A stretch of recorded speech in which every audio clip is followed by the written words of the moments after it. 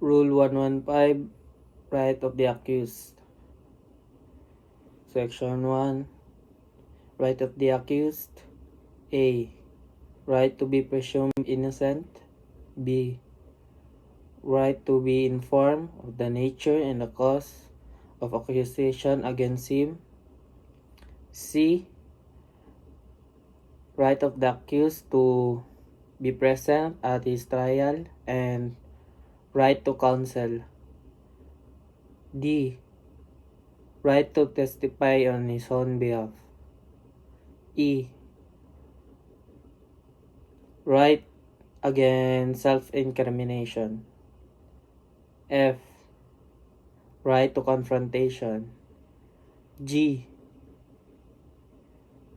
Right to compulsory process. H. Right to speedy, impartial, and public trial. I. Right to appeal. Rule 117, Arraignment and Plea. Section 1, Arraignment and Plea, how made. Section 2, Plea of guilty to lesser offense.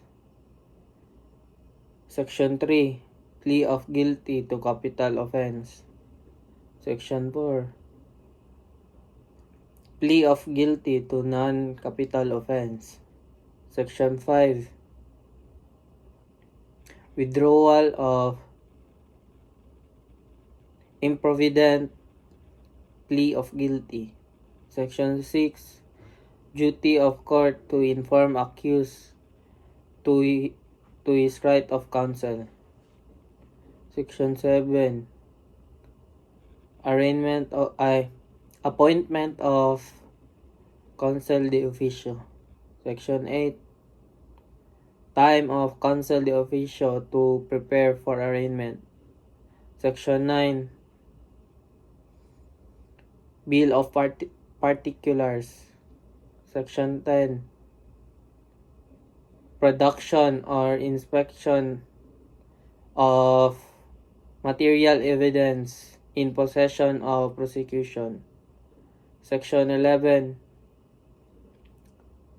Suspension of arraignment.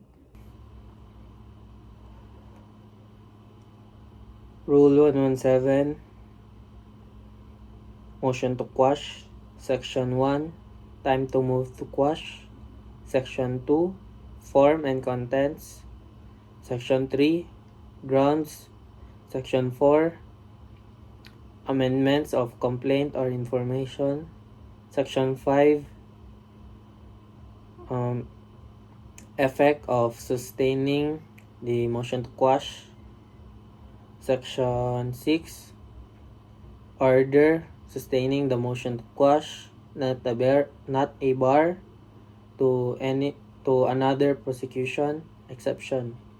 Section 7, Former conviction or acquittal, double jeopardy. Section 8, Provisional dismissal.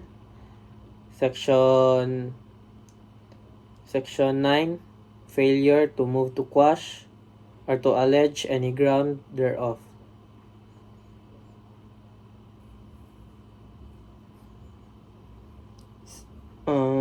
Rule 118, Pre-trial. Section 1, Pre-trial, mandatory in criminal cases. Section 2, Pre-trial agreement.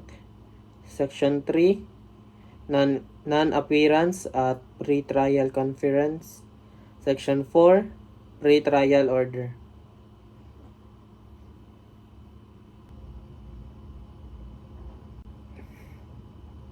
Rule 119, Trial. Section 1, Time to prepare for trial. Section 2, Continuous trial until terminated, postponements. Section 3, Exclusions. Section 4, Factors for granting continuance. Section 5. Time limit, offering order to new trial. Section 6. Extended time limit. Section 7. Public attorney's duty, where the accused is imprisoned. Section 8. Sanctions. Section 9. Remedy, where the accused has not been brought in the trial within the time limit. Section 10.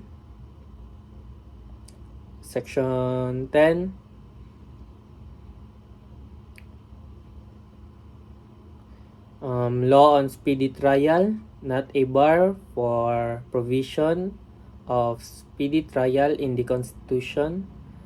Section 11. Order of trial. Section 12. Application for examination of witness for accused before trial. Section 13. Examination of defense witness, how made. Section 14. Bail to secure appearance of material witness. Section 15.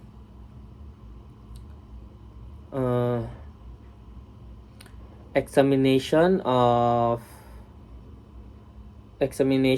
witness for the prosecution. Section 16. Trial of several accused. Section 17. Discharge of the accused to be a state witness. Section 18. Discharge of the accused operates as acquittal. Section 19. When mistakes has been made in charging the proper offenses. Section 20. Appointment of acting prosecutor. Section 21.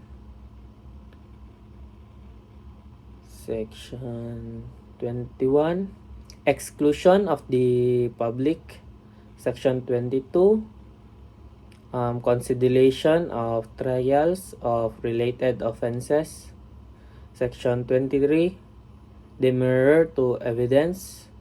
Section 24. Reopening.